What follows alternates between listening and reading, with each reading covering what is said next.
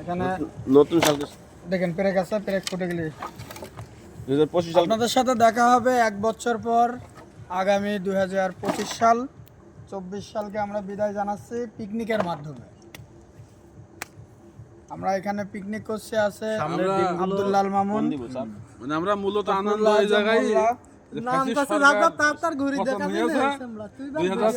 লালন ফকির, আমাদের মিজান ভাই পাগল আছে, যশোর কেশবপুরের আবু সাইদ ভাই, এই পাশে আমাদের বাঘারপাড়া উপজেলার আছে শাহিন আলম, আর আমি তো আপনারা চেনেনি আমিরুল ইসলাম।